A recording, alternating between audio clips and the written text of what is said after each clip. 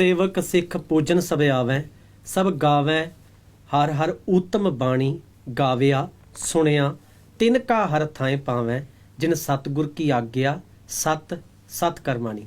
गुरु की प्यारी साध संगत जी, आप साਰਿਆਂ ਦਾ ਸਵਾਗਤ ਹੈ ਵਿਸ਼ੇਸ਼ ਮੁਲਾਕਾਤ ਵਿੱਚ। ਜੀ ਹਾਂ, ਅੱਜ ਤੁਹਾਡੇ ਰੂਬਰੂ ਕਰ ਰਹੇ ਹਾਂ ਪੰਥ ਦੀ ਬੜੀ ਪਿਆਰੀ ਸ਼ਖਸੀਅਤ, ਸਾਡੇ ਅਤੀ ਸਤਿਕਾਰਯੋਗ ਭਾਈ ਸਾਹਿਬ ਭਾਈ ਅਮਰਿੰਦਰ ਸਿੰਘ ਜੀ। ਫਤਿਹ ਸਾਂਝ ਪਾਉਂਦੇ ਹਾਂ। ਵਾਹਿਗੁਰੂ ਜੀ ਕਾ ਖਾਲਸਾ, ਵਾਹਿਗੁਰੂ ਜੀ ਕੀ ਫਤਿਹ। ਗੁਰੂ ਪਿਆਰਿਓ, ਅਕਸਰ ਅਸੀਂ ਵੇਖਦੇ ਹਾਂ ਜਦੋਂ ਕੋਈ ਨੌਜਵਾਨ ਸੰਗਤਾਂ ਦੇ ਵਿੱਚ ਪ੍ਰਚਾਰ ਤੇ ਪ੍ਰਸਾਰ ਲਈ ਜਾਂਦਾ ਹੈ, ਗੁਰਬਾਣੀ ਦੀ, ਗੁਰੂ ਗ੍ਰੰਥ ਸਾਹਿਬ ਦੀ ਵਿਚਾਰਧਾਰਾ ਦੀ ਗੱਲ ਕੀਤੀ ਜਾਂਦੀ ਹੈ, ਤਾਂ ਉਸ ਇਲਾਕੇ ਦੇ ਨੌਜਵਾਨ ਅਕਸਰ ਇੱਕ ਨਹੀਂ ਅਨੇਕਾਂ ਸਵਾਲ ਪੁੱਛਦੇ ਨੇ, ਭਾਈ ਸਾਹਿਬ ਤੁਹਾਡੇ ਤੋਂ ਪਹਿਲਾਂ ਜਿਹੜੇ ਗੁਰੂ ਕੇ ਵਜ਼ੀਰ ਆਏ ਸਨ, ਸਾਨੂੰ ਗੁਰਬਾਣੀ ਦੇ ਅਰਥ ਉਹਨਾਂ ਨੇ ਇਸ ਤਰ੍ਹਾਂ ਦੱਸੇ, ਸਾਨੂੰ ਇਤਿਹਾਸ ਦੇ ਪੰਨਿਆਂ 'ਚੋਂ ਸਾਖੀ ਕਲਚਰ ਸਾਨੂੰ ਇਸ ਤਰ੍ਹਾਂ ਸੁਣਾਇਆ ਗਿਆ। ਪਰ ਜਦੋਂ ਹੈਰਾਨਗੀ ਉਦੋਂ ਹੁੰਦੀ ਹੈ ਜਦੋਂ ਇੱਕ ਗੁਰੂ ਗ੍ਰੰਥ ਸਾਹਿਬ ਦੇ ਸਿਧਾਂਤ ਨੂੰ ਕੋਈ ਦੂਸਰਾ ਵਿਦਵਾਨ ਜਾਂ ਦੂਸਰਾ ਪ੍ਰਚਾਰਕ ਆਪਣੇ ਢੰਗ ਨਾਲ ਦੱਸਦਾ ਹੈ। ਜੀ ਹਾਂ, ਅੱਜ ਕੀ ਕਾਰਨ ਹੈ? ਸਾਡੇ ਪਿੰਡਾਂ ਸ਼ਹਿਰਾਂ ਦੇ ਵਿੱਚ ਸਾਡਾ ਨੌਜਵਾਨ, ਜਿਸ ਨੌਜਵਾਨ ਦੇ ਕੋਲ ਪੰਥ ਦੀ ਸੇਵਾ ਸੰਭਾਲਣੀ ਸੀ, ਅੱਜ ਉਹ ਗੁਰਬਾਣੀ ਤੋਂ, ਗੁਰ ਸਿਧਾਂਤ ਤੋਂ, ਗੁਰ ਇਤਿਹਾਸ ਤੋਂ ਬਹੁਤ ਦੂਰ ਜਾ ਚੁੱਕਾ ਹੈ। ਜਾਂ ਇੱਥੋਂ ਤੱਕ ਕਹਿ ਸਕਦੇ ਹਾਂ, ਗੁਰਦੁਆਰਿਆਂ ਦੇ ਵਿੱਚ ਸੰਗਤ ਤਾਂ ਹੈ, ਪਰ ਸੰਗਤ ਦੇ ਵਿੱਚ ਨੌਜਵਾਨ ਬਹੁਤ ਘੱਟ ਵਿਖਾਈ ਦੇ ਰਹੇ ਨੇ। ਜੇਕਰ ਦਿਖਾਈ ਦੇ ਰਹੇ ਨੇ, ਜੋੜੇ ਘਰ ਵਿੱਚ ਜਾਂ ਫਿਰ ਲੰਗਰ ਹਾਲ ਵਿੱਚ ਜਾਂ ਕਿਤੇ ਨਾ ਕਿਤੇ ਸੇਵਾ ਤੇ ਜੁਟੇ ਪਏ ਨੇ। ਅੱਜ ਇਸੇ ਵਿਸ਼ੇ ਨੂੰ ਤੁਹਾਡੇ ਰੂਬਰੂ ਕਰਨ ਦੀ ਕੋਸ਼ਿਸ਼ ਕਰ ਰਹੇ ਹਾਂ। ਭਾਈ ਸਾਹਿਬ, ਤੁਸੀਂ ਲੰਬੇ ਸਮੇਂ ਤੋਂ ਸੰਗਤਾਂ ਦੇ ਵਿੱਚ ਵਿਚਰ ਰਹੇ ਹੋ, ਗੁਰਬਾਣੀ ਪ੍ਰਚਾਰ ਤੇ ਪ੍ਰਸਾਰ ਦੀ ਗੱਲ ਚੱਲ ਰਹੀ ਹੈ। ਇੱਕ ਪਾਸੇ ਕਿਹਾ ਜਾਂਦਾ ਹੈ ਕਿ ਆਉਣ ਵਾਲੀ ਪਨੇਰੀ ਪੰਥ ਦੇ ਵਾਰਸ ਪੰਥ ਨੂੰ ਸਾਂਭਣਗੇ, ਗੁਰਬਾਣੀ ਸਿਧਾਂਤਾਂ ਤੋਂ ਬਹੁਤ ਦੂਰ ਜਾ ਚੁੱਕੇ ਨੌਜਵਾਨ ਕਿਵੇਂ ਪੰਥ ਨੂੰ ਸਾਂਭਣਗੇ? ਦੇਖੋ ਜੀ, ਅਸੀਂ ਜਦੋਂ ਪ੍ਰਚਾਰ ਤੇ ਪ੍ਰਸਾਰ ਦੀ ਗੱਲ ਕਰਦੇ ਹਾਂ ਕਿ ਕਿਸ ਤਰ੍ਹਾਂ ਦਾ ਹੋਣਾ ਚਾਹੀਦਾ, ਤੇ ਸਾਨੂੰ ਸ਼ੁਰੂਆਤ ਕਿੱਥੋਂ ਕਰਨੀ ਚਾਹੀਦੀ ਹੈ? ਬਿਲਕੁਲ, ਸਭ ਤੋਂ ਪਹਿਲਾਂ ਸ਼ੁਰੂਆਤ ਜਿਹੜੀ ਹੈ ਉਹ ਘਰ ਦੇ ਵਿੱਚੋਂ ਹੁੰਦੀ ਹੈ ਕਿ ਸਾਨੂੰ ਘਰ ਦੇ ਵਿੱਚੋਂ ਕੈਸਾ ਮਾਹੌਲ ਮਿਲਦਾ ਹੈ, ਸਿੱਖੀ ਦੀ ਪ੍ਰੇਰਨਾ ਸਰੋਤ ਵਾਲਾ ਮਾਹੌਲ ਮਿਲਦਾ ਹੈ ਕਿ ਜਾਂ ਸਾਨੂੰ ਕੋਈ ਦੇਹਧਾਰੀ ਜਾਂ ਕਰਮਕਾਂਡ ਕਰਨ ਵਾਲਿਆਂ ਵਾਲਾ ਮਾਹੌਲ ਮਿਲਦਾ ਹੈ। ਬਿਲਕੁਲ। ਉਸ ਤੋਂ ਬਾਅਦ ਵਿੱਚ ਦੂਸਰਾ ਮਾਹੌਲ ਜਿਹੜਾ ਹੁੰਦਾ ਹੈ ਉਹ ਸਕੂਲ ਦਾ ਹੁੰਦਾ ਹੈ ਕਿ ਜਿਸ ਸਕੂਲ ਦੇ ਵਿੱਚ ਸਾਡੇ ਬੱਚੇ ਪੜ੍ਹਦੇ ਪਏ ਨੇ, ਉਸ ਸਕੂਲ ਦਾ ਮਾਹੌਲ ਜਾਂ ਉਸ ਸਕੂਲ ਦੀ ਬਣਤਰ ਦੇ ਵਿੱਚੋਂ ਸਾਨੂੰ ਕੋਈ ਗੁਰਬਾਣੀ ਦੀ ਜਾਂ ਖਾਲਸਾਈ ਰੰਗਤ ਦੀ ਝਲਕ ਉਹਨਾਂ 'ਚ ਪ੍ਰਾਪਤ ਹੁੰਦੀ ਹੈ। ਤੀਸਰਾ ਸਭ ਤੋਂ ਵੱਡਾ ਜਿਹੜਾ ਜ਼ਰੂਰੀ ਅੰਗ ਹੈ, ਜਿੰਦੀ ਆਪ ਜੀ ਨੇ ਗੱਲ ਕੀਤੀ ਹੈ ਕਿ ਗੁਰਦੁਆਰਿਆਂ ਦੇ ਵਿੱਚ ਸੰਗਤ ਜਿਹੜੀ ਆ ਉਹ ਜੋੜੇ ਘਰ ਦੇ ਵਿੱਚ ਤਾਂ ਮਿਲੇਗੀ ਜਾਂ ਲੰਗਰ ਦੇ ਵਿੱਚ ਮਿਲੇਗੀ, ਪਰ ਜਿੱਥੇ ਅਸੀਂ ਕਵਾਂਗੇ ਕਿ ਸਾਨੂੰ ਗੁਰਬਾਣੀ ਦਾ ਕੋਈ ਉਪਦੇਸ਼ ਮਿਲੇ ਜਾਂ ਸਾਨੂੰ ਕੁਝ ਸਿੱਖਣ ਵਾਸਤੇ ਮਿਲਣਾ ਚਾਹੀਦਾ ਸੀ, ਉੱਥੇ ਸੰਗਤ ਦੀ ਕਮੀ ਜਿਹੜੀ ਹੈ। ਇਹ ਤਿੰਨੇ ਹੀ ਥਾਵਾਂ ਜਿਹੜੀਆਂ ਨੇ, ਇੱਥੇ ਅਸੀਂ ਦੇਖਾਂਗੇ ਕਿ ਨੌਜਵਾਨਾਂ ਦੀ ਜਿਹੜੀ ਆਮਦ ਹੈ ਉਹ ਬਹੁਤ ਘੱਟ ਹੈ, ਕਿ ਨੌਜਵਾਨ ਇੱਥੇ ਬੈਠਣ ਨੂੰ ਤਿਆਰ ਨਹੀਂ। ਸਕੂਲਾਂ ਦੇ ਵਿੱਚ ਵੀ ਅਸੀਂ ਅੱਜ ਦੇਖਦੇ ਹਾਂ ਕਿ ਸਕੂਲ ਜਿਹੜੇ ਨੇ ਉਹ ਕਨਵੈਂਟ ਸਕੂਲ, ਤੁਸੀਂ ਖਾਸ ਕਰਕੇ ਦੇਖੋ ਕਿ ਅਸੀਂ ਚਾਹੁੰਦੇ ਹਾਂ ਕਿ ਸਾਡੇ ਬੱਚੇ ਦੀ ਪਕੜ ਜਿਹੜੀ ਹੈ ਉਹ ਦੂਜੀਆਂ ਭਾਸ਼ਾਵਾਂ ਦੇ ਉੱਤੇ ਜ਼ਰੂਰੀ ਹੋਵੇ, ਪਰ ਉਹਦੇ ਵਾਸਤੇ ਅਸੀਂ ਆਪਣੀ ਜਿਹੜੀ ਮਾਤ ਬੋਲੀ ਹੈ ਉਹਨੂੰ ਪਿੱਛੇ ਕਰਦੇ ਜਾ ਰਹੇ ਹਾਂ। ਪਹਿਲੇ ਸਮਿਆਂ ਦੇ ਵਿੱਚ ਅਸੀਂ ਜਦੋਂ ਦੇਖਦੇ ਸੀ, ਮੈਂ ਜੀਵਨ ਪੜ੍ਹਿਆ ਜੀ ਸੰਤ ਬਾਬਾ ਪ੍ਰੇਮ ਸਿੰਘ ਮੁਰਾਲੇ ਵਾਲਿਆਂ ਦਾ, ਜਿਸ ਦਿਨ ਉਹਨਾਂ ਨੇ ਸੋਚਿਆ ਕਿ ਵਿੱਦਿਆ ਜਿਹੜੀ ਹੈ ਇਨਸਾਨ ਵਾਸਤੇ ਬਹੁਤ ਜ਼ਰੂਰੀ ਹੈ, ਤੇ ਵਿੱਦਿਆ ਤੋਂ ਬਗੈਰ ਇਨਸਾਨ ਜਿਹੜਾ ਭਾਵੇਂ ਅੱਖਾਂ ਹਨ ਪਰ ਉਹ ਅੰਨ੍ਹਿਆਂ ਦੇ ਸਮਾਨ ਹੈ। ਸ਼ਾਇਦ ਤਾਂ ਹੀ ਕਿਹਾ ਜਾਂਦਾ ਵਿੱਦਿਆ ਮਨੁੱਖ ਦਾ ਤੀਸਰਾ। ਬਿਲਕੁਲ। ਸੋ ਇਸ ਕਰਕੇ ਉਹਨਾਂ ਨੇ ਜਦੋਂ ਸਕੂਲ ਬਣਾਉਣੇ ਸ਼ੁਰੂ ਕੀਤੇ, ਤੇ ਸਕੂਲ ਦਾ ਢਾਂਚਾ ਇਹ ਨਹੀਂ ਕਿ ਕੇਵਲ ਐਜੂਕੇਸ਼ਨ ਲੈਵਲ ਤੱਕ ਜਾਂ ਕਿ ਵਿੱਦਿਆ ਮਿਆਰ ਬਣਾਉਣ ਵਾਸਤੇ ਸਿਰਫ ਉਹਨਾਂ ਨੇ ਕੀਤਾ ਹੋਵੇ। ਉਹ ਚਾਹੁੰਦੇ ਸੀ ਕਿ ਜਿਸ ਸਕੂਲ ਦਾ ਨਿਰਮਾਣ ਕੀਤਾ ਜਾਂਦਾ ਹੈ, ਜਿਸ ਸਕੂਲ ਨੂੰ ਬਣਾਇਆ ਜਾਂਦਾ ਹੈ, ਉਸ ਸਕੂਲ ਦਾ ਜਿਹੜਾ ਸਟਾਫ ਹੈ ਉਹ ਵੀ ਗੁਰਮਤ ਦਾ ਧਾਰਨੀ ਹੋਵੇ। ਜੇ ਸਟਾਫ ਦੇ ਅੰਦਰ ਇੱਕ ਕਿਸਮ ਦੀ ਭਾਵਨਾ ਹੋਏਗੀ ਕਿ ਅਸੀਂ ਬੱਚਿਆਂ ਨੂੰ ਗੁਰਮਤ ਦੇ ਨਾਲ ਵੀ ਜੋੜਨਾ ਹੈ, ਤੇ ਉਹਨਾਂ ਦੀ ਰੁਚੀ ਜਿਹੜੀ ਹੈ ਉਹ ਧਾਰਮਿਕ ਸਾਹਿਤ ਦੇ ਵਿੱਚ ਵੀ ਪੈਦਾ ਕਰਨੀ, ਕਿਉਂਕਿ ਜਿੰਨੀ ਐਜੂਕੇਸ਼ਨ ਕਿਸੇ ਵੀ ਸਕੂਲ ਦੇ ਵਿੱਚ ਦਿੱਤੀ ਜਾਂਦੀ ਹੈ, ਮੇਰਾ ਖਿਆਲ ਹੈ ਕਿ ਉਹਦੇ ਵਿੱਚ ਬਹੁਤੇ ਬੱਚਿਆਂ ਦਾ ਜਿਹੜਾ ਮਨੋਬਲ ਹੁੰਦਾ ਹੈ ਉਹ ਇਸ ਕਰਕੇ ਹੀ ਹੁੰਦਾ ਕਿ ਅਸੀਂ ਕੇਵਲ ਇਹਨਾਂ ਵਿਸ਼ਿਆਂ ਦੇ ਵਿੱਚੋਂ ਪਾਸ ਹੋਣਾ ਹੈ, ਅਸੀਂ ਇੱਕ ਕਲਾਸ ਤੋਂ ਦੂਸਰੀ ਕਲਾਸ ਤੱਕ ਜਾਣਾ ਹੈ, ਨਾ ਕਿ ਉਹਨਾਂ ਵਿੱਚੋਂ ਕਿਸੇ ਖਾਸ ਰੁਚੀ ਦੇ ਕਰਕੇ ਕੋਈ ਬੱਚਾ ਉਸ ਸਿਲੇਬਸ ਨੂੰ ਜਾਂ ਉਸ ਵਿਸ਼ੇ ਨੂੰ, ਸਬਜੈਕਟ ਨੂੰ ਪੜ੍ਹਦਾ ਹੋਵੇ। ਸੋ ਇਹ ਰੁਚੀ ਬੜੀ ਜ਼ਰੂਰੀ ਸੀ। ਜੇਕਰ ਅਧਿਆਪਕ ਦੇ ਅੰਦਰ ਵੀ ਇਹ ਪ੍ਰੇਰਨਾ ਸਰੋਤ ਬਣੇ ਹੋਏ ਨੇ ਕਿ ਅਸੀਂ ਆਪਣੇ ਧਰਮ ਦਾ ਪ੍ਰਚਾਰ ਪ੍ਰਸਾਰ ਕਰਨਾ ਹੈ, ਬੱਚਿਆਂ ਨੂੰ ਇੱਕ ਇਕੱਲੀ ਵਿੱਦਿਆ ਤੱਕ ਸੀਮਤ ਨਹੀਂ ਰਹਿਣ ਦੇਣਾ, ਉਹਨਾਂ ਦੇ ਵਿੱਚ ਇੱਕ ਚੰਗੀ ਉਹਨਾਂ ਦੀ ਘਾੜਤ ਕੱਢਣੀ ਹੈ, ਉਹਨਾਂ ਦੀ ਸ਼ਖਸੀਅਤ ਦੀ ਉਸਾਰੀ ਇੱਥੇ ਕੀਤੀ ਜਾਣੀ ਹੈ। ਹਾਲੇ ਸਕੂਲ ਇਕੱਲੇ ਐਜੂਕੇਸ਼ਨ ਲੈਵਲ ਨਹੀਂ, ਉਹਦੇ 'ਚ ਤਾਂ ਸ਼ਖਸੀਅਤ ਘੜੀ ਜਾਣੀ ਸੀ। ਮੈਂ ਥੋੜ੍ਹਾ ਭਾਈ ਸਾਹਿਬ ਨੂੰ ਇੱਥੇ ਰੋਕਾਂਗਾ। ਤੁਸੀਂ ਤਿੰਨ ਪੱਖ ਰੱਖੇ ਨੇ ਜੀ। ਸਭ ਤੋਂ ਪਹਿਲੇ ਤੁਸੀਂ ਮਾਤਾ ਪਿਤਾ ਦੀ ਗੱਲ ਕੀਤੀ, ਫਿਰ ਤੁਸੀਂ ਵਿਦਿਅਕ ਅਦਾਰਿਆਂ ਦੀ ਗੱਲ ਕੀਤੀ, ਫਿਰ ਤੁਸੀਂ ਗੁਰਦੁਆਰਾ ਸਾਹਿਬ ਦੀ ਗੱਲ ਕੀਤੀ, ਜਿੱਥੇ ਸਾਨੂੰ ਪ੍ਰਚਾਰ ਤੇ ਪ੍ਰਸਾਰ ਨੂੰ ਉਭਾਰਨ ਦਾ ਮੌਕਾ ਮਿਲਦਾ ਪ੍ਰਚਾਰਕਾਂ ਨੂੰ। ਜੇਕਰ ਮੈਂ ਸਭ ਤੋਂ ਪਹਿਲੇ ਗੱਲ ਕਰਾਂ ਮਾਤਾ ਪਿਤਾ ਦੀ, ਅੱਜ ਮੌਜੂਦਾ ਸਮੇਂ ਸਾਡੇ ਪਰਿਵਾਰਾਂ ਵਿੱਚ ਹਾਲ ਇਹ ਹੈ, ਪਿਤਾ ਕਹਿ ਰਿਹਾ ਹੈ ਕਿ ਮੈਂ ਕਮਾਈ ਕਰਕੇ ਲੈ ਕੇ ਆਵਾਂ ਕਿ ਬੱਚੇ ਪਾਲਾਂ, ਤੇ ਘਰ ਦੀ ਜਿਹੜੀ ਵੱਡੀ ਔਰਤ ਹੈ, ਜਿਹੜੀ ਮਾਂ ਦੇ ਰੂਪ ਵਿੱਚ ਸੇਵਾ ਨਿਭਾ ਰਹੀ ਹੈ, ਉਹ ਕਹਿੰਦੀ ਹੈ ਆਪਣੇ ਘਰ ਵਾਲੇ ਨੂੰ ਕਿ ਮੈਂ ਤੇਰੇ ਬੱਚੇ ਪਾਲਾਂ ਕਿ ਘਰ ਦਾ ਸਾਰਾ ਕੰਮਕਾਜ ਕਰਾਂ। ਮਾਤਾ ਪਿਤਾ ਆਪਣੇ ਫਰਜ਼ ਤੋਂ ਮੂੰਹ ਮੋੜ ਕੇ ਬੱਚਿਆਂ ਦੇ ਜੀਵਨ ਨਿਖਾਰ ਵਾਸਤੇ ਪਾਲਣ ਪੋਸ਼ਣ ਕਰ ਰਿਹਾ, ਜੀਵਨ ਨਿਖਾਰ ਖਤਮ ਹੋ ਗਿਆ। ਤੁਸੀਂ ਵਿਦਿਅਕ ਅਦਾਰਿਆਂ ਦੀ ਗੱਲ ਕੀਤੀ ਹੈ, ਸਕੂਲਾਂ ਦੇ ਨਿਰਮਾਣ ਦੀ ਗੱਲ ਕੀਤੀ ਹੈ। ਇੱਕ ਸਕੂਲ 'ਚ 8 ਪੀਰੀਅਡ ਹੁੰਦੇ ਨੇ, 7 ਪੀਰੀਅਡ ਹੁੰਦੇ ਨੇ। ਜੋ ਕੋਈ ਫ੍ਰੀ ਦਾ ਪੀਰੀਅਡ ਹੈ ਜਾਂ ਜੇ ਕੋਈ ਐਕਸਟਰਾ ਪੀਰੀਅਡ ਹੈ ਤਾਂ ਕਹਿੰਦੇ ਪੰਜਾਬੀ ਬੋਲੀ ਸਿਖਾ ਦਿਓ ਜਾਂ ਧਰਮ ਦੀ ਮਾੜੀ ਮੋਟੀ ਕੋਈ ਗਿਆਨ ਦੀ ਗੱਲ ਕਰ ਰਹੀ ਹੈ। ਯਾਨੀ ਕਿ ਇੱਕ ਪ੍ਰੋਪਰ ਇੱਕ ਵਿਸ਼ਾ ਨਹੀਂ ਦਿੱਤਾ ਜਾ ਰਿਹਾ, ਕੰਟੀਨਿਊ ਵਿਸ਼ਾ ਨਹੀਂ ਹੈ ਧਰਮ ਦਾ, ਐਕਸਟਰਾ ਵਿਸ਼ਾ ਕੀਤਾ ਜਾਂਦਾ ਧਰਮ ਦਾ। ਜੇਕਰ ਗੁਰਦੁਆਰਿਆਂ ਦੀ ਗੱਲ ਕੀਤੀ ਜਾਵੇ, ਕੋਈ ਬੱਚਾ ਜਾ ਕੇ ਤਾਬਿਆ ਬਹਿ ਕੇ ਚੋਰ ਸਾਹਿਬ ਕਰਨ ਵੀ ਲੱਗ ਜਾਏ ਤੇ ਉੱਥੋਂ ਦਾ ਵਜ਼ੀਰ ਕਹਿੰਦਾ ਹੱਥ ਧੋ ਕੇ ਆ, ਤੈਨੂੰ ਬੈਠਣ ਦਾ ਪਤਾ ਨਹੀਂ, ਤੈਨੂੰ ਚੋਰ ਸਾਹਿਬ ਕਰਨ ਦਾ ਪਤਾ ਨਹੀਂ, ਕਿਵੇਂ ਬੈਠਣਾ ਹੁੰਦਾ ਸੰਗਤ ਵਿੱਚ। ਉੱਥੇ ਗੁਰੂ ਕਾ ਵਜ਼ੀਰ ਬੱਚਿਆਂ ਦੇ ਨਾਲ ਇਸ ਤਰ੍ਹਾਂ ਵਿਵਹਾਰ ਕੀਤਾ ਜਾਂਦਾ ਹੈ। ਤਿੰਨੋਂ ਪੱਖ ਬੱਚਿਆਂ ਨੂੰ ਨਿਗਾਰ ਰਹੇ ਨੇ, ਤਿੰਨੋਂ ਪੱਖ ਬੱਚਿਆਂ ਨੂੰ ਆਪਣੇ ਜ਼ਿੰਮੇਵਾਰੀ ਤੋਂ ਦੂਰ ਕਰ ਰਹੇ ਨੇ। ਫਿਰ ਕੋਈ ਇਹੋ ਜਿਹਾ ਪੱਖ ਹੈ ਜਿਹੜਾ ਸਾਡੀ ਨੌਜਵਾਨੀ ਨੂੰ, ਸਾਡੇ ਬੱਚਿਆਂ ਨੂੰ ਉਜਾਗਰ ਕਰੇਗਾ ਧਰਮ ਵਾਸਤੇ? ਅਸੀਂ ਦੇਖੋ ਜੀ, ਅਸੀਂ ਇਕੱਲਾ ਇਹੀ ਸੋਚਦੇ ਹਾਂ ਕਿ ਪ੍ਰਚਾਰ ਪ੍ਰਸਾਰ ਹੋਣਾ ਚਾਹੀਦਾ ਹੈ, ਬਿਲਕੁਲ, ਪਰ ਅਸੀਂ ਇਹ ਨਹੀਂ ਸੋਚਦੇ ਕਿ ਕਿੱਥੋਂ ਸ਼ੁਰੂਆਤ ਹੋਣੀ ਚਾਹੀਦੀ ਹੈ ਜੀ। ਹੁਣ ਮਾਤਾ ਪਿਤਾ ਦੇ ਫਰਜ਼ ਬਣਦੇ ਆ ਕਿ ਉਹ ਇਕੱਲਾ ਸਿਰਫ ਇਹੀ ਨਾ ਸਮਝਣ ਕਿ ਮੈਂ ਘਰ ਨੂੰ ਸਾਂਭਣਾ ਜਾਂ ਮੈਂ ਘਰ ਨੂੰ ਚਲਾਉਣ ਵਾਸਤੇ ਆਮਦਨ ਦਾ ਜ਼ਰੀਆ ਬਣਨਾ ਹੈ। ਬੱਚੇ ਦੇ ਪ੍ਰਤੀ ਉਹਨਾਂ ਦੀ ਜ਼ਿੰਮੇਵਾਰੀ ਹੈ। ਹੁਣ ਅਸੀਂ ਪੁਰਾਤਨ ਚਲੋ ਇਤਿਹਾਸ ਦੀ ਉਦਾਹਰਨ ਲੈਂਦੇ ਆ ਕਿ ਧਰੂ ਭਗਤ ਜਿਹੜਾ ਹੈ ਉਹ ਚਾਹੁੰਦਾ ਸੀ ਕਿ ਮੈਂ ਪਿਤਾ ਦੀ ਗੋਦੀ ਵਿੱਚ ਬੈਠਾਂ। ਮਤਰੇਈ ਮਾਂ ਨੇ ਉਹਨਾਂ ਨੂੰ ਉਠਾਲ ਦਿੱਤਾ ਗੋਦ ਵਿੱਚੋਂ। ਹੁਣ ਉੱਥੇ ਦੇਖੋ ਮਾਂ ਦਾ ਕਿਰਦਾਰ ਜਿਹੜਾ ਹੈ ਉਹ ਕਿੰਨਾ ਸਪਸ਼ਟ ਹੋ ਕੇ ਆਉਂਦਾ ਹੈ। ਮਾਂ ਨੂੰ ਆ ਕੇ ਪੁੱਛਦਾ ਹੈ ਕਿ ਦੱਸੋ ਕਿਸ ਉਦਮ ਤੇ ਰਾਜ ਮਿਲੇ, ਸ਼ਤਰੂ ਤੇ ਸਭ ਹੋਵਨ ਮਿੱਤਾ। ਹੁਣ ਮਾਂ ਨੇ ਇਹ ਨਹੀਂ ਉੱਥੇ ਆਖਿਆ ਕਿ ਬੇਟਾ ਤੈਨੂੰ ਲੜਨਾ ਚਾਹੀਦਾ ਇਹਨਾਂ ਦੇ ਨਾਲ, ਤੈਨੂੰ ਵਿਰੋਧ ਕਰਨਾ ਚਾਹੀਦਾ ਹੈ। ਮਾਂ ਉਹਨੂੰ ਧਰਮ ਦੇ ਰਸਤੇ ਤੇ ਤੋਰਦੀ ਪਈ ਹੈ। ਮਾਂ ਧਰਮੀ ਸੀ ਤੇ ਬੱਚੇ ਨੂੰ ਧਰਮ ਵਾਲੇ ਪਾਸੇ ਤੋਰਿਆ ਹੈ। ਪਰ ਅੱਜ ਦੇ ਹਾਲਾਤ ਕੁਝ ਵੱਖਰੇ ਨੇ। ਹਾਂ ਬਿਲਕੁਲ, ਅੱਜ ਦੀਆਂ ਚਲੋ ਇੱਕ ਸਾਡੀ ਇਹ ਸਮਾਜ ਦੇ ਵਿੱਚ ਕਮੀ ਆ ਗਈ ਹੈ ਕਿ ਸੋਸ਼ਲ ਮੀਡੀਆ ਜਿਹੜਾ ਹੈ ਉਹ ਸਾਡੀ ਗਿਰਾਵਟ ਦਾ ਬਹੁਤ ਵੱਡਾ ਕਾਰਨ ਬਣਦਾ ਪਿਆ ਹੈ। ਅੱਜ ਸਾਡੇ ਹੱਥਾਂ ਦੇ ਵਿੱਚ ਕਿਤਾਬਾਂ ਹੋਣੀਆਂ ਚਾਹੀਦੀਆਂ ਸੀ। ਮੈਂ ਦੇਖਦਾ ਹਾਂ ਕਿ ਛੋਟੇ ਛੋਟੇ ਬੱਚੇ ਜਿਹੜੇ ਨੇ ਉਹ ਸਾਡੀ ਕਾਪੀ ਕਰਦੇ ਨੇ, ਨਕਲ ਸਾਡੀ ਕਰਦੇ ਨੇ। ਜੇ ਪਿਤਾ ਦੇ ਹੱਥ ਵਿੱਚ ਜਾਂ ਮਾਂ ਦੇ ਹੱਥ ਵਿੱਚ ਕਿਤਾਬ ਹੋਏਗੀ ਤੇ ਬੱਚਾ ਵੀ ਚਾਹੁੰਦਾ ਹੈ ਕਿ ਮੈਂ ਕਿਤਾਬ ਫੜਾਂ। ਕਈ ਵਾਰੀ ਮਾਂ ਪਿਤਾ ਗੁਟਕੇ ਤੋਂ ਪਾਠ ਕਰਦੇ ਹੋਣਗੇ ਤੇ ਬੱਚੇ ਵੀ ਕਹਿਣਗੇ ਕਿ ਅਸੀਂ ਵੀ ਗੁਟਕਾ ਸਾਹਿਬ ਫੜਨਾ, ਹਾਲਾਂਕਿ ਛੋਟੇ ਹੋਣਗੇ ਜੇ ਬੋਲਣ ਦਾ ਵੀ ਨਹੀਂ ਪਤਾ, ਪਰ ਦੇਖਾ ਦੇਖੀ ਬਹੁਤ ਕੁਝ ਸਿੱਖ ਰਹੇ ਨੇ। ਉਹਨਾਂ ਨੂੰ ਦੇਖਾ ਦੇਖੀ ਉਹਨਾਂ ਦੇ ਹੱਥ ਵਿੱਚ ਕੋਈ ਵੀ ਕਿਤਾਬ, ਜੰਤਰੀ, ਡਾਇਰੀ ਕੁਝ ਵੀ ਫੜਾ ਦਿਓ ਤੇ ਉਹ ਉਸੇ ਤਰ੍ਹਾਂ ਲੈ ਕੇ ਸਾਹਮਣੇ ਬੈਠ ਜਾਂਦੇ ਨੇ। ਹੁਣ ਬੱਚੇ ਦੇ ਸਾਹਮਣੇ ਅਸੀਂ ਮੋਬਾਈਲ ਲੈ ਕੇ ਚਲਾਉਂਦੇ ਪਏ ਹਾਂ। ਬੱਚੇ ਨੂੰ ਜਦੋਂ ਅਸੀਂ ਕੋਈ ਕੰਮ ਕਰਨਾ ਤੇ ਬੱਚੇ ਦੇ ਹੱਥ ਵਿੱਚ ਮੋਬਾਈਲ ਦੇ ਦਿੰਦੇ ਆ। ਤੇ ਅੱਜ ਇੰਟਰਨੈਟ ਇੰਨਾ ਫਾਸਟ ਚੱਲਦਾ ਪਿਆ, ਉੱਥੇ ਕੋਈ ਵੀ ਚੀਜ਼ ਸਰਚ ਕਰੋ, ਇੱਕ ਚੀਜ਼ ਸਰਚ ਕਰਦੇ ਉਹਦੇ ਨਾਲ 10 ਚੀਜ਼ਾਂ ਹੋਰ ਜਿਹੜੀਆਂ ਨਹੀਂ ਵੀ ਸਰਚ ਹੋਣੀਆਂ ਚਾਹੀਦੀਆਂ ਸੀ ਉਹ ਵੀ ਸਾਡੇ ਸਾਹਮਣੇ ਆਉਂਦੀਆਂ ਪਈਆਂ। ਤੇ ਐਸੀ ਜਿਹੜੀ ਬਿਰਤੀ ਹੈ ਉਹ ਕੋਈ ਬਹੁਤੀ ਸਮਾਜ ਵਾਸਤੇ ਚੰਗੀ ਨਹੀਂ। ਸ਼ਾਇਦ ਇਹੀ ਕਾਰਨ ਹੈ ਅੱਜ ਦਾ ਬੱਚਾ ਜਿਹੜਾ ਫਿਊਚਰ ਵਿੱਚ ਕ੍ਰੀਏਟ ਹੁੰਦਾ ਹੈ ਉਹ ਕਿਤੇ ਨਾ ਕਿਤੇ ਰੂਪ ਬਦਲਿਆ। ਬਿਲਕੁਲ ਜੀ, ਅਸੀਂ ਦੇਖਾਂਗੇ ਕਿ ਜਦੋਂ ਅਸੀਂ ਕੁਝ ਚੀਜ਼ਾਂ ਜਿਹੜੀਆਂ ਸਰਚ ਨਹੀਂ ਕੀਤੀਆਂ ਜਾਂਦੀਆਂ ਸਾਨੂੰ ਸੋਸ਼ਲ ਮੀਡੀਆ ਸਾਹਮਣੇ ਲਿਆ ਕੇ ਪਰੋਸ ਦਿੰਦਾ ਹੈ, ਉਹਦੇ ਨਾਲ ਆਤਮਿਕ ਬਿਰਤੀ ਦੇ ਵਿੱਚ ਟਿਕਾ ਕਦੀ ਵੀ ਨਹੀਂ ਆ ਸਕਦਾ। ਉਹਦੇ ਵਿੱਚ ਖੜੋਤ ਆਵੇਗੀ ਹੀ, ਜੀਵਨ ਨਿਗਾਰ ਵਾਲੇ ਪਾਸੇ ਜਾਵੇਗਾ ਜ਼ਰੂਰ। ਇਸ ਕਰਕੇ ਜਿਹੜਾ ਹੈ ਉਹ ਸਭ ਤੋਂ ਪਹਿਲਾਂ ਫਰਜ਼ ਜਿਹੜਾ ਹੈ ਮਾਤਾ ਤੇ ਪਿਤਾ ਦਾ ਬਣਦਾ ਹੈ ਕਿ ਜ਼ਰੂਰ ਤੁਸੀਂ ਘਰ ਦੇ ਵਾਸਤੇ ਕਮਾਈ ਕਰਕੇ ਲਿਆਓ, ਘਰ ਨੂੰ ਸਾਂਭਣਾ ਵੀ ਤੁਸੀਂ ਹੈ, ਕਿਸੇ ਦੂਸਰੇ ਨੇ ਨਹੀਂ ਸਾਂਭਣਾ।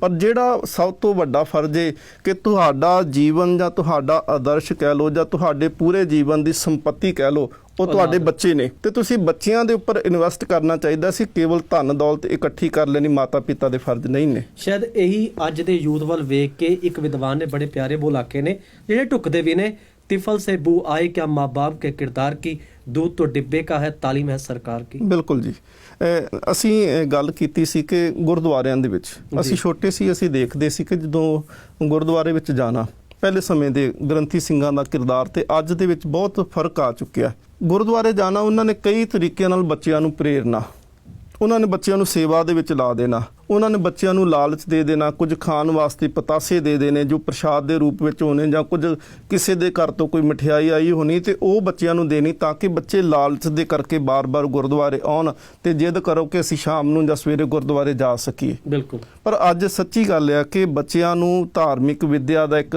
ਗੁਰਦੁਆਰੇ, ਵੈਸੇ ਅਸੀਂ ਤਾਂ ਕੇਵਲ ਧਰਮ ਦਾ ਇੱਕ ਕੇਂਦਰ ਬਣਾ ਲਿਆ, ਪਰ ਹਾਲਾਂਕਿ ਇੱਥੋਂ ਸਾਰੀਆਂ, ਹਾਂ ਬਿਲਕੁਲ, ਬਾਕੀ ਸਾਰੀਆਂ ਜਿੰਨੀਆਂ ਅੱਗੇ ਅਸੀਂ ਸਿੱਖੀ ਪਰੰਪਰਾ ਦੇ ਵਿੱਚ ਦੇਖਦੇ ਹਾਂ ਕਿ ਧਾਰਮਿਕ ਵਿੱਦਿਆ, ਰਾਜਨੀਤਿਕ ਵਿੱਦਿਆ ਜਿਹੜੀ ਸੀ ਉਹ ਗੁਰਦੁਆਰਿਆਂ ਵਿੱਚੋਂ ਹੀ ਪ੍ਰਾਪਤ ਕੀਤੀ ਜਾਂਦੀ ਸੀ। ਗੁਰਬਾਣੀ ਦਾ ਵੀ ਬੜਾ ਪਿਆਰਾ ਬੋਲ ਹੈ, ਗੁਰਦੁਆਰੇ ਹੋਏ ਸੋਝੀ ਪਾ ਜੀ ਰਹੇ ਜੀ ਸੀ। ਬਿਲਕੁਲ। ਸੋ ਇਸ ਕਰਕੇ ਜਿਹੜੀ ਕਮੀ ਸੀ ਮਾਹੌਲ ਦੇ ਵਿੱਚ, ਕਮੀ ਜਿਹੜੀ ਸਾਨੂੰ ਉਹ ਆਸੇ-ਪਾਸੇ ਸਾਰੀਆਂ ਥਾਵਾਂ ਤੇ ਮਿਲਦੀ ਪਈ ਆ। ਜੀ ਸੋ ਇਹ ਜ਼ਰੂਰੀ ਸੀ, ਜਿੱਥੇ ਮਾਤਾ ਪਿਤਾ ਦਾ ਫਰਜ਼ ਹੈ, ਸਕੂਲ ਦੇ ਵਿੱਚ ਵੀ ਵਿਸ਼ੇ ਜਿਹੜੇ ਨੇ ਉਹ ਵਾਧੂ ਵਿਸ਼ਿਆਂ ਦੇ ਵਿੱਚ ਧਾਰਮਿਕ ਨੂੰ ਰੱਖਿਆ ਜਾਂਦਾ ਹੈ। ਜਦੋਂ ਫਾਈਨਲ ਪੇਪਰ ਕੀਤੇ ਜਾਂਦੇ ਨੇ ਉਦੋਂ ਕਿਹਾ ਜਾਂਦਾ ਹੈ ਕਿ ਨਹੀਂ ਜੀ ਹੁਣ ਇਹ ਧਾਰਮਿਕ ਵਿਸ਼ੇ ਦੀ ਲੋੜ ਨਹੀਂ, ਬੱਚਿਆਂ ਦੇ ਪੇਪਰਾਂ ਦੀ ਤਿਆਰੀ ਹੁੰਦੀ ਪਈ, ਤੁਸੀਂ ਆਪਣਾ ਪੀਰੀਅਡ ਛੱਡ ਦਿਓ ਤਾਂ ਕਿ ਬੱਚੇ ਤਿਆਰੀ ਕਰ ਸਕਣ। ਬਿਲਕੁਲ ਉਹਨੂੰ ਅਸੀਂ ਵਾਧੂ ਵਿਸ਼ੇ ਦੇ ਵਿੱਚ ਰੱਖ ਦਿੱਤਾ। ਸਾਨੂੰ ਅੱਜ ਸਮਾਜ ਨੂੰ ਇਹ ਗੱਲ ਸਮਝਾਉਣੀ ਚਾਹੀਦੀ ਜਾਂ ਸਮਝ ਲੈਣੀ ਚਾਹੀਦੀ ਹੈ ਕਿ ਸਿੱਖੀ ਜਿਹੜੀ ਹੈ ਇੱਕ ਅਮੀਰ ਵਿਸ਼ਾ ਹੈ, ਸਿੱਖੀ ਇੱਕ ਅਮੀਰ ਸਬਜੈਕਟ ਹੈਗਾ ਹੈ। ਅਸੀਂ ਇਹਨੂੰ ਬਿਲਕੁਲ ਐਵੇਂ ਸਮਝਦੇ ਪਏ ਕਿ ਇਹ ਵਾਧੂ ਕੰਮਾਂ ਦੇ ਵਿੱਚ ਇਹਨੂੰ ਗਿਣ ਕੇ ਅਸੀਂ ਉਹਦੀ ਅਹਿਮੀਅਤ ਘਟਾਉਂਦੇ ਪਏ ਹਾਂ, ਜਦ ਕਿ ਸਾਨੂੰ ਉਸ ਦੀ ਅਹਿਮੀਅਤ ਦੀ ਸਮਝ ਕੋਈ ਨਹੀਂ ਅਜੇ ਤੱਕ ਲੱਗੀ। ਅਕਸਰ ਇਹ ਵੀ ਕਿਹਾ ਜਾਂਦਾ ਭਾਈ ਸਾਹਿਬ ਕਿ ਜਦੋਂ ਬੱਚਾ ਥੋੜਾ ਜਿਹਾ ਜਵਾਨੀ ਦੀ ਦਹਲੀਜ਼ ਤੇ ਪੈਰ ਰੱਖਦਾ ਹੈ ਤੇ ਮਾਤਾ ਪਿਤਾ ਵੱਲੋਂ ਇਹ ਕਹਿਣਾ ਸ਼ੁਰੂ ਹੋ ਜਾਂਦਾ ਹੈ ਵੀ ਹੁਣ ਤੂੰ ਵੱਡਾ ਹੋ ਰਿਹਾ ਹੈ, ਥੋੜੇ ਜਿਹਾ ਆਪਣੇ ਫਰਜ਼ ਪਹਿਚਾਨ। ਫਰਜ਼ ਕਿਹੜੇ ਹੁੰਦੇ ਨੇ? ਕੰਮ ਕਾਰ ਪ੍ਰਤੀ, ਕਿਤੇ ਸੈਟਲ ਹੋ ਜਾ, ਪਰੰਤੂ ਧਰਮ ਪ੍ਰਤੀ ਕੀ ਫਰਜ਼ ਨੇ ਉਹ ਬੱਚੇ ਨੂੰ ਨਹੀਂ ਦੱਸੇ ਜਾ ਰਹੇ। ਬਿਲਕੁਲ ਜੀ, ਇਹ ਤਾਂ ਸਭ ਤੋਂ ਪਹਿਲਾਂ ਦੇਖੋ ਅੱਜ ਸਾਡਾ ਮਾਈਂਡ ਇੱਥੇ ਸੈੱਟ ਹੋ ਚੁੱਕਾ ਹੈ ਕਿ ਅਸੀਂ ਪੰਜਾਬ ਦੀ ਧਰਤੀ ਨੂੰ ਛੱਡਣਾ ਹੈ। ਸਾਡੇ ਦੇ ਜੀਵਨ 'ਚ ਅਸੀਂ ਸੈੱਟ ਹੋਣ ਵਾਲੀ ਜਿਹੜੀ ਗੱਲ ਕਰਦੇ ਪਏ ਨਾ ਕਿ ਸਾਨੂੰ ਆਪਣੇ ਬਿਜ਼ਨਸ ਦੇ ਵਿੱਚ ਜਾਂ ਆਪਣੇ ਕੰਮਕਾਰ ਦੇ ਵਿੱਚ ਸੈੱਟ ਹੋ ਜਾਣਾ ਚਾਹੀਦਾ ਹੈ। ਸੋ ਉਹ ਸਾਡੇ ਮਾਈਂਡ ਦੇ ਵਿੱਚ ਸਭ ਤੋਂ ਪਹਿਲੀ ਗੱਲ ਜਿਹੜੀ ਹੈ ਉਹ ਵਿਦੇਸ਼ ਆਉਂਦੀ ਪਈ ਹੈ। ਤੇ ਵਿਦੇਸ਼ ਜਾਣ ਵਾਸਤੇ ਜਿਹੜਾ ਹੈ ਅਸੀਂ ਇੱਕ ਤਾਂ ਗੁਰਦੁਆਰਿਆਂ ਤੋਂ ਤੇ ਦੂਰ ਜਾਂਦੇ ਪਏ ਆ, ਫਿਰ ਅਸੀਂ ਸਿੱਖੀ ਤੋਂ ਵੀ ਦੂਰ ਚਲੇ ਜਾਂਦੇ ਆ। ਮੈਂ ਕਈ ਇਲਾਕਿਆਂ ਦੇ ਵਿੱਚ ਜਾ ਕੇ ਦੇਖਿਆ ਕਿ ਤਕਰੀਬਨ 10ਵੀਂ ਤੱਕ ਤੇ ਸਿੱਖੀ ਜਿਹੜੀ ਆ ਉਹ ਸਿਰ ਦੇ ਉੱਤੇ ਰਹਿੰਦੀ ਹੈ, ਪਰ 10ਵੀਂ ਤੋਂ ਬਾਅਦ ਵਿੱਚ ਰੁਝਾਨ ਵਿਦੇਸ਼ ਦਾ ਇੰਨਾ ਕੁ ਵਧਿਆ ਹੋਇਆ ਹੈ ਕਿ ਉਹ ਵਾਲ ਕੇਸ ਕਤਲ ਕਰਾਉਣ ਤੋਂ ਵੀ ਗੁਰੇਜ਼ ਨਹੀਂ ਕਰਦੇ। ਤੇ ਉਹ ਕਹਿੰਦੇ ਨੇ ਕਿ ਅਸੀਂ ਗਲਤ ਤਰੀਕਿਆਂ ਦੇ ਨਾਲ ਦੂਜੇ ਵੱਡੇ ਮੁਲਕਾਂ ਦੇ ਵਿੱਚ ਦਾਖਲ ਹੋਣਾ ਹੈ। ਤੇ ਉਹ ਕਹਿੰਦੇ ਉੱਥੇ ਸਾਡੇ ਇਹ ਅੜਚਨ ਆਉਂਦੇ ਨੇ, ਸਾਡੇ ਕੰਮਕਾਰ ਦੇ ਵਿੱਚ, ਸਾਨੂੰ ਉੱਥੇ ਡੌਂਕੀ ਲਾਉਣ ਦੇ ਵਿੱਚ, ਉਸ ਤਰੀਕੇ ਨਾਲ ਜਾਣ ਦੇ ਵਿੱਚ, ਤੇ ਉਹ ਸਿੱਖੀ ਤੋਂ ਵੀ ਮੁਨਕਰ ਹੁੰਦੇ ਪਏ ਨੇ ਇਸ ਕਰਕੇ। ਬਿਲਕੁਲ ਤੁਹਾਡੀ ਗੱਲ ਸਹੀ ਹੈ। ਸੱਚਮੁੱਚ ਗੁਰੂ ਕੀ ਪਿਆਰੀ ਸਾਧ ਸੰਗਤ ਜੀ, ਕਿਸੇ ਵਿਦਵਾਨ ਦੇ ਬੜੇ ਪਿਆਰੇ ਬੋਲ ਨੇ ਜਿਹੜੇ ਅੱਜ ਢੁੱਕਦੇ ਨੇ। ਸੱਚਮੁੱਚ ਸਾਨੂੰ ਉਹਨਾਂ ਬੋਲਾਂ ਤੇ ਪਹਿਰਾ ਦੇਣਾ ਚਾਹੀਦਾ ਹੈ। ਜੇਕਰ ਸੱਚਮੁੱਚ ਤੁਸੀਂ ਆਪਣੇ ਬੱਚਿਆਂ ਦੇ ਕੇਸ ਸਾਂਭ ਲਏ, ਇੱਕ ਜੂੜਾ ਤੇ ਇੱਕ ਊੜਾ, ਜੂੜਾ ਸਾਂਭ ਲਿਆ ਤੇ ਕਲਗੀਧਰ ਪਾਤਸ਼ਾਹ ਸਿੱਖੀ ਸਾਂਭੀ ਰਵੇਗੀ। ਜੇਕਰ ਤੁਸੀਂ ਪੰਜਾਬੀ ਵਾਲਾ ਊੜਾ ਸਾਂਭ ਲਿਆ ਤੇ ਤੁਹਾਡੇ ਬੱਚੇ ਕੱਲ ਨੂੰ ਗੁਰੂ ਗ੍ਰੰਥ ਸਾਹਿਬ ਦੀ ਗੁਰਬਾਣੀ ਪੜ੍ਹਨ ਯੋਗ ਹੋ ਜਾਣਗੇ। ਬਿਲਕੁਲ ਤੁਹਾਡੀ ਗੱਲ ਸਹੀ ਹੈ। ਜਿਹੜਾ ਤੁਸੀਂ ਅੱਜ ਦਰਦ ਛੋਇਆ ਹੈ, ਖਾਸ ਕਰਕੇ ਸਾਡੀ ਪੰਜਾਬ ਦੀ ਨੌਜਵਾਨੀ ਵਿਦੇਸ਼ਾਂ ਵੱਲ ਖੋਜ ਕਰ ਰਹੀ ਹੈ, ਸਿੱਖੀ ਸਰੂਪ ਨੂੰ ਤਿਲਾਂਜਲੀ ਦੇ ਰਹੀ ਹੈ। ਹੁਣ ਇੱਥੇ ਗੱਲ ਇਹ ਵੀ ਹੈ ਭਾਈ ਸਾਹਿਬ, ਜੇਕਰ ਸਾਡੀਆਂ ਸਰਕਾਰਾਂ, ਸਾਡੀਆਂ ਰਾਜ ਸਰਕਾਰਾਂ, ਸਾਡੇ ਧਰਮ ਦੇ ਪੈਰੋਕਾਰ ਜਾਂ ਸਾਡੇ ਮਾਤਾ ਪਿਤਾ ਨੇ ਸਾਨੂੰ ਜਿੱਥੇ ਸੈੱਟ ਹੋਣ ਵਾਸਤੇ ਆਖਿਆ ਸੀ, ਕਿਤੇ ਸਾਨੂੰ ਧਰਮ ਪ੍ਰਤੀ, ਕਿਤੇ ਸਾਨੂੰ ਆਪਣੇ ਇਲਾਕੇ ਪ੍ਰਤੀ, ਕਿਤੇ ਆਪਣੇ ਪਰਿਵਾਰ ਪ੍ਰਤੀ, ਕਿਤੇ ਆਪਣੇ ਆਲੇ ਦੁਆਲੇ ਪ੍ਰਤੀ ਇਹ ਕਹਿ ਦਿੰਦੇ ਕਿ ਤੁਹਾਡੀ ਜ਼ਿੰਮੇਵਾਰੀ ਹੈ, ਸ਼ਾਇਦ ਅੱਜ ਦਾ ਨੌਜਵਾਨ ਬਾਹਰ ਨਾ ਜਾਂਦਾ, ਵਿਦੇਸ਼ ਦੀ ਧਰਤੀ ਤੇ ਪੈਰ ਨਾ ਰੱਖਦਾ। ਇਹ ਜ਼ਰੂਰੀ ਸੀ ਜੀ, ਕਿਉਂਕਿ ਅਸੀਂ ਦੇਖਦੇ ਹਾਂ ਕਿ ਬਹੁਤੇ ਜਿਹੜੇ ਨੇ ਉਹ ਸੁਪਨੇ ਹੀ ਦਿਖਾਏ ਜਾਂਦੇ ਨੇ, ਹਕੀਕਤ ਨਹੀਂ ਹੁੰਦੀ। ਉਹ ਸੁਪਨੇ ਦਿਖਾਏ ਜਾਂਦੇ ਨੇ ਤੇ ਸੁਪਨੇ ਜਿਹੜੇ ਨੇ ਉਹ ਕਦੀ ਪੂਰੇ ਨਹੀਂ ਹੁੰਦੇ। ਹੁਣ ਜਿਹੜਾ ਸੁਪਨਾ ਪੂਰਾ ਇੱਥੇ ਨਹੀਂ ਹੁੰਦਾ ਪਿਆ ਤੇ ਨੌਜਵਾਨ ਪੀੜ੍ਹੀ ਸੋਚਦੀ ਪਈ ਹੈ ਕਿ ਅਸੀਂ ਉਹਨਾਂ ਸੁਪਨਿਆਂ ਨੂੰ, ਜੇ ਸਾਡੀਆਂ ਸਮੇਂ ਦੀਆਂ ਸਰਕਾਰਾਂ ਇੱਥੇ ਪੂਰੀਆਂ ਨਹੀਂ ਕਰਦੀ ਪਈ ਤੇ ਅਸੀਂ ਉਹ ਸੁਪਨਿਆਂ ਨੂੰ ਪੂਰੇ ਕਰਨ ਵਾਸਤੇ ਅਸੀਂ ਵਿਦੇਸ਼ਾਂ ਦੀ ਧਰਤੀ ਤੇ ਜਾਂਦੇ ਪਏ ਹਾਂ। ਸੋ ਇਹਦੇ ਵਿੱਚ ਬੜੀ ਇੱਕ ਜਿਹੜੀ ਕਮੀ ਸੀ, ਅਸੀਂ ਉਹ ਦੇਖ ਸਕਦੇ ਹਾਂ ਕਿ ਰਾਜਨੀਤਿਕ ਲੈਵਲ ਦੇ ਉੱਪਰ ਵੀ ਬਹੁਤ ਵੱਡੀ ਕਮੀ ਇਹਦੇ ਵਿੱਚ ਆਈ ਆ ਕਿ ਰਾਜਨੀਤੀ ਸਰਕਾਰਾਂ ਜਿਹੜੀਆਂ ਸੀ ਉਹਨਾਂ ਨੇ ਕਿਹਾ ਕੁਝ ਪਰ ਕੀਤਾ ਜਿਹੜਾ ਸੀ ਉਹ ਕੁਝ ਹੀ ਉਹਦੇ ਵਿੱਚੋਂ। ਇਤਿਹਾਸ ਨੇ ਸਾਡੇ ਪਿੱਛੇ ਇੱਕ ਬੜਾ ਵੱਡਾ ਇੱਕ ਮੀਲ ਪੱਥਰ ਸਾਬਤ ਕੀਤਾ ਹੈ।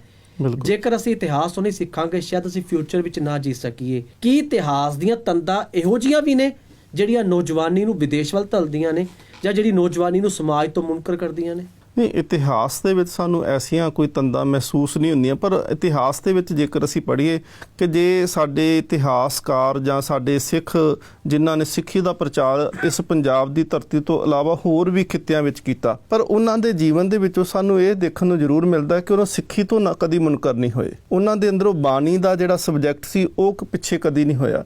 ਭਾਵੇਂ ਅਸੀਂ ਭਾਈ ਮਨਸੁਖ ਦੀ ਗੱਲ ਕਰਦੇ ਹਾਂ ਕਿ ਉਹ ਜਾਂਦੇ ਨੇ ਸ਼੍ਰੀਲੰਕਾ ਤੇ ਉਹਨਾਂ ਦੇ ਜੀਵਨ ਤੋਂ ਰਾਜਾ ਪ੍ਰਭਾਵਿਤ ਹੁੰਦਾ ਪਿਆ ਹੈ, ਦੂਸਰੇ ਦੇਸ਼ ਵਾਲਾ ਸਿੱਖ ਦੇ ਜੀਵਨ ਤੋਂ ਪ੍ਰਭਾਵਿਤ ਹੁੰਦਾ ਹੈ, ਨਾ ਕਿ ਸਿੱਖ ਦੂਸਰੇ ਰਾਜ ਦੇ ਵਿੱਚ ਜਾ ਕਰਕੇ ਉਹਨਾਂ ਦੇ ਜੀਵਨ ਤੋਂ ਪ੍ਰਭਾਵਿਤ ਹੋ ਕੇ ਸਿੱਖੀ ਨੂੰ ਛੱਡਦਾ ਪਿਆ ਹੈ। ਸਿੱਖਾਂ ਦੇ ਜੀਵਨ ਦੇ ਵਿੱਚ ਇੱਕ ਪਕਿਆਈ ਸੀ ਕਿ ਉਹ ਅੰਦਰੋਂ ਜੀਵਨ ਕਰਕੇ ਜਿਹੜਾ ਸੀ ਉਹ ਸਿੱਖੀ ਨਾਲ ਜੁੜੇ ਸੀ, ਨਾ ਕਿ ਅੱਜ ਦੇ ਸਿੱਖ ਵਾਂਗੂ ਕੇਵਲ ਲੋੜਾਂ ਤੱਕ ਸੀਮਿਤ ਨੇ। ਅੱਜ ਦਾ ਸਿੱਖ ਤਾਂ ਕੇਵਲ ਲੋੜ ਤੱਕ ਗੁਰਦੁਆਰੇ ਜਾਂਦਾ ਹੈ। ਸਤਿਗੁਰੂ ਮਹਾਰਾਜ ਪਾਤਸ਼ਾਹ ਕਹਿੰਦੇ ਨੇ ਕਾਮ ਪਰੇ ਹਰ ਸਿਮਰੀਏ। ਅਸੀਂ ਕੇਵਲ ਲੋੜ ਪੈਣ ਤੇ ਸਿਰਫ ਗੁਰੂ ਨੂੰ ਯਾਦ ਕਰਦੇ ਹਾਂ। ਜੇ ਦੁੱਖ ਆ ਗਿਆ ਤੇ ਗੁਰਦੁਆਰੇ ਜਾ ਕੇ ਭਾਈ ਸਾਹਿਬ ਨੂੰ ਕਹਿਣਾ ਕਿ ਆਹ ਦੁੱਖ ਆ ਗਿਆ ਜੀ, ਅਰਦਾਸ ਕਰੋ। ਜੇ ਸੁੱਖ ਚਾਹੀਦੇ ਆ ਫਿਰ ਵੀ ਜਾ ਕੇ ਅਸੀਂ ਕਹਿੰਦੇ ਭਾਈ ਸਾਹਿਬ ਅਰਦਾਸ ਕਰ ਦਿਓ। ਪਰ ਜਿਹੜਾ ਸਮਾਂ ਜਿਹੜਾ ਸਕੂਲ ਦਾ ਸਮਾਂ ਹੈ ਗੁਰਦੁਆਰੇ ਦਾ, ਜਦੋਂ ਗੁਰਬਾਣੀ ਦਾ ਨਿਤਨੇਮ ਹੁੰਦਾ ਪਿਆ ਹੈ, ਗੁਰਬਾਣੀ ਕੀਰਤਨ ਹੁੰਦਾ ਪਿਆ ਹੈ, ਗੁਰਬਾਣੀ ਦੀ ਵਿਆਖਿਆ ਕਥਾ ਹੁੰਦੀ ਪਈ, ਉਸ ਸਮੇਂ ਦੇ ਵਿੱਚ ਬੈਠਣ ਵਾਸਤੇ ਸਾਡੇ ਕੋਲ ਸਮਾਂ ਹੀ ਨਹੀਂ। ਅਸੀਂ ਚਾਹੁੰਦੇ ਨਹੀਂ ਉੱਥੇ ਸਾਡਾ ਬਹਿਣ ਦਾ ਕੀ ਕੰਮ। ਇਹ ਗ੍ਰੰਥੀ ਦੀ, ਰਾਗੀ ਦੀ ਜਾਂ ਕਥਾਵਾਚਕ ਦੀ ਇਹਨਾਂ ਦੀ ਤੇ ਡਿਊਟੀ ਹੈ, ਇਹਨਾਂ ਨੇ ਤੇ ਬੈਠਣਾ ਹੀ ਬੈਠਣਾ, ਅਸੀਂ ਕਿਉਂ ਇੱਥੇ ਆ ਕੇ ਬੈਠੀਏ। ਬਿਲਕੁਲ ਤੁਹਾਡੀ ਗੱਲ ਸਹੀ ਹੈ। ਤੁਸੀਂ ਬੜੀ ਸੋਹਣੀ ਗੱਲ ਕੀਤੀ ਹੈ ਕਿ ਇੱਥੇ ਕੰਮ ਗ੍ਰੰਥੀ ਦਾ, ਰਾਗੀ ਸਾਹਿਬਾਨਾਂ ਦਾ, ਪ੍ਰਚਾਰਕਾਂ ਦਾ ਹੈ। ਥੋੜ੍ਹਾ ਜਿਹਾ ਮੈਂ ਤੁਹਾਨੂੰ ਨੌਜਵਾਨਾਂ ਦੇ ਉਹਨਾਂ ਸਵਾਲਾਂ ਵੱਲ ਲੈ ਕੇ ਜਾਵਾਂਗਾ। ਅੱਜ ਦਾ ਜਿਹੜਾ ਸਾਡਾ ਯੂਥ ਹੈ ਕਹਿ ਰਿਹਾ ਹੈ ਸਾਨੂੰ ਲੰਬੇ ਸਮੇਂ ਤੋਂ ਕਥਾ, ਕੀਰਤਨ, ਪਾਠ ਰਾਹੀਂ ਸਿੱਖਿਆ ਦਿੱਤੀ ਜਾ ਰਹੀ ਹੈ, ਪਰੰਤੂ ਅੱਜ ਦੇ ਸਮੇਂ ਅਨੁਸਾਰ ਅੱਜ ਦਾ ਸਾਨੂੰ ਹਾਣੀ ਨਹੀਂ ਬਣਾਇਆ ਜਾ ਰਿਹਾ। ਤੁਸੀਂ ਕੀ ਕਹਿਣਾ ਚਾਹੋਗੇ ਸਵੇਰ ਤੋਂ ਲੈ ਕੇ ਸ਼ਾਮ ਤੋਂ ਜਿਹੜੀ ਗੁਰੂ ਘਰ ਦੀ ਮਰਿਆਦਾ ਹੈ, ਅੱਜ ਦੇ ਸਮੇਂ ਅਨੁਸਾਰ ਨੌਜਵਾਨ ਜੁੜੇਗਾ ਜਾਂ ਕਿਤੇ ਨਾ ਕਿਤੇ ਚੇਂਜ ਚਾਹੀਦਾ, ਬਦਲਾਅ ਚਾਹੀਦਾ? ਦੇਖੋ, ਮਰਿਆਦਾ ਦੇ ਵਿੱਚ ਤੇ ਕੋਈ ਕਿਸੇ ਕਿਸਮ ਦੀ ਤਬਦੀਲੀ ਨਹੀਂ ਕੀਤੀ ਜਾ ਸਕਦੀ, ਕਿਉਂਕਿ ਜੋ ਸਤਿਗੁਰੂ ਮਹਾਰਾਜ ਵੱਲੋਂ ਜੋ ਰਵਾਇਤ ਬੰਨੀ ਗਈ ਉਹ ਰਵਾਇਤਾਂ ਅੱਜ ਵੀ ਉਸੇ ਤਰ੍ਹਾਂ ਬਰਕਰਾਰ ਨੇ, ਰਹਿਣੀ ਵੀ ਚਾਹੀਦੀ ਹੈ। ਹਾਂ, ਬਿਲਕੁਲ ਬਿਲਕੁਲ, ਕਿਉਂਕਿ ਰਵਾਇਤਾਂ ਸਤਿਗੁਰੂ ਗੁਰੂ ਨਾਨਕ ਦੇਵ ਮਹਾਰਾਜ ਕਰਤਾਰਪੁਰ ਸਾਹਿਬ ਵੀ ਨਿਤਨੇਮ ਦੀ ਰਵਾਇਤ ਬੰਨ੍ਹਦੇ ਨੇ। ਸ਼ਾਮ ਦੀ ਸੋਧਰ ਦੀ ਸੀ, ਸਵੇਰੇ ਜਪਜੀ ਸਾਹਿਬ ਪੜ੍ਹਨਾ ਜਾਂ ਆਸਾ ਕੀ ਵਾਰ ਦਾ ਕੀਰਤਨ ਹੋਣਾ। ਗੁਰੂ ਗੋਬਿੰਦ ਸਿੰਘ ਮਹਾਰਾਜ ਸਰਸਾਂ ਦੇ ਕੰਢੇ ਤੇ ਵੀ ਉਹ ਰਵਾਇਤ, ਉਹ ਮਰਿਆਦਾ ਨੂੰ ਪੂਰਨ ਕਰਦੇ ਆ। ਔਰ ਮਹਾਰਾਜ ਜੀ ਦਾ ਇਹ ਉਦੇਸ਼ ਸੀ ਕਿ ਸਮਾਂ ਕਿਵੇਂ ਦਾ ਵੀ ਹੋਵੇ, ਦੁੱਖ ਦਾ ਹੋਵੇ, ਸੁੱਖ ਦਾ ਹੋਵੇ, ਭਾਵੇਂ ਪਿੱਛੇ 10 ਲੱਖ ਫੌਜ ਵੀ ਕਿਉਂ ਨਾ ਹੋਵੇ, ਪਰ ਇਹ ਨੇਮ ਜਿਹੜਾ ਹੈ ਇਹ ਛੱਡਿਆ ਨਹੀਂ ਜਾ ਸਕਦਾ। ਸਿੱਖੀ ਦੇ ਨਾਲ ਜੋੜਨ ਵਾਸਤੇ ਨੇਮ ਨੂੰ ਤਬਦੀਲ ਇੱਥੇ ਨਹੀਂ ਕੀਤਾ ਜਾ ਸਕਦਾ। ਸਾਡੇ ਜੀਵਨ ਦੇ ਵਿੱਚੋਂ ਸਾਨੂੰ ਇਹ ਆਪਣੇ ਆਪ ਤਬਦੀਲੀ ਲਿਆਉਣੀ ਪਏਗੀ ਕਿ ਇਹ ਸਾਡੇ ਜੀਵਨ ਦਾ ਇੱਕ ਜ਼ਰੂਰੀ ਪੱਖ ਹੈ। ਜਿਵੇਂ ਸਾਹ ਲੈਣਾ ਸਰੀਰ ਵਾਸਤੇ ਜ਼ਰੂਰੀ ਹੈ ਨਾ, ਇਸ ਤਰੀਕੇ ਨਾਲ ਸਾਡੇ ਵਾਸਤੇ ਇਤਿਹਾਸ ਜਾਂ ਗੁਰਬਾਣੀ ਜਿਹੜੀ ਹੈ ਇਹ ਸਾਡੇ ਜੀਵਨ ਦੇ ਸਵਾਸ ਨੇ। ਅਸੀਂ ਇਹਨਾਂ ਨੂੰ ਛੱਡ ਕੇ ਮਰ ਜਾਵਾਂਗੇ, ਸਾਡੀ ਕੌਮ ਖਤਮ ਹੋ ਜਾਏਗੀ ਔਰ ਅਸੀਂ ਉਸ ਕਗਾਰ ਵਾਲੇ ਪਾਸੇ ਨੂੰ ਆਪਣੇ ਆਪ ਨੂੰ ਤੋੜਨ ਦੀ ਕੋਸ਼ਿਸ਼ ਕਰਦੇ ਹਾਂ। ਸੋ ਇਹ ਜ਼ਰੂਰੀ ਨਹੀਂ ਕਿ ਉਹਨੂੰ ਤਬਦੀਲ ਕੀਤਾ ਜਾਵੇ, ਪਰ ਇੱਦਾਂ ਦੇ ਬਹੁਤ ਸਾਰੇ ਉਪਰਾਲੇ ਜਿਹੜੇ ਨੇ ਉਹ ਗੁਰਦੁਆਰਿਆਂ ਵਿੱਚ ਹੋਣੇ ਚਾਹੀਦੇ ਨੇ।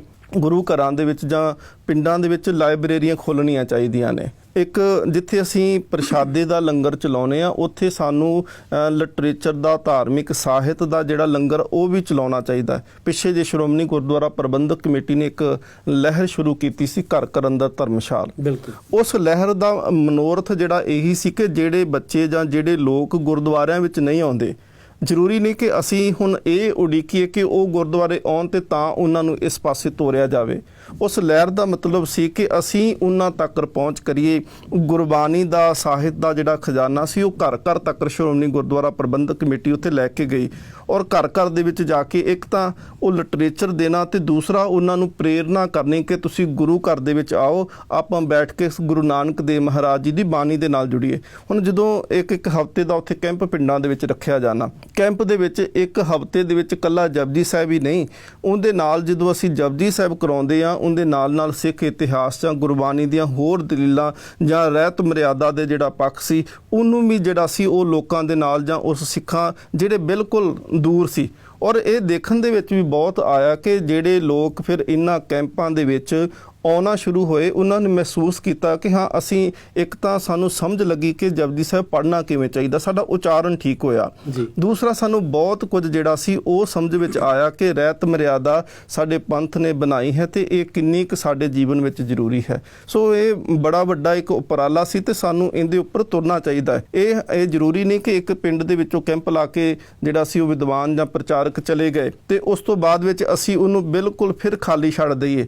ਇਸ ਤੋਂ ਬਾਅਦ ਵਾਲਾ ਫਰਜ਼ ਜਿਹੜਾ ਹੈ ਉਹ ਪਿੰਡ ਦੇ ਗ੍ਰੰਥੀ ਦਾ ਜਾਂ ਪ੍ਰਬੰਧਕ ਕਮੇਟੀਆਂ ਦਾ ਬਣਦਾ ਹੈ ਕਿ ਅਸੀਂ ਉਸ ਚੀਜ਼ ਨੂੰ ਕੰਟੀਨਿਊ ਰੱਖੀਏ। ਕਿਉਂਕਿ ਸ਼੍ਰੋਮਣੀ ਗੁਰਦੁਆਰਾ ਪ੍ਰਬੰਧਕ ਕਮੇਟੀ ਨੇ ਤੇ ਇੱਕ ਜਿਵੇਂ ਬੋਰ ਦੇ ਵਿੱਚ ਪਾਣੀ ਪਾਉਣ ਦਾ ਕੰਮ ਕੀਤਾ ਕਿ ਦੁਬਾਰਾ ਉਹ ਚੱਲਦਾ ਰਹਿ ਸਕੇ। ਹੁਣ ਜਿਹੜਾ ਉਸ ਚੀਜ਼ ਨੂੰ ਚਾਲੂ ਰੱਖਣਾ ਸੀ, ਨਿਰੰਤਰ ਰੱਖਣਾ ਸੀ, ਉਹ ਪ੍ਰਬੰਧਕ ਕਮੇਟੀਆਂ ਜਾਂ ਗ੍ਰੰਥੀ ਸਾਹਿਬਾਨਾਂ ਦਾ ਉੱਥੇ ਫਰਜ਼ ਬਣਦਾ ਸੀ। ਤੁਸੀਂ ਇੱਥੇ ਗੁਰਮਤਿ ਕੈਂਪਾਂ ਦੀ ਗੱਲ ਕੀਤੀ ਹੈ।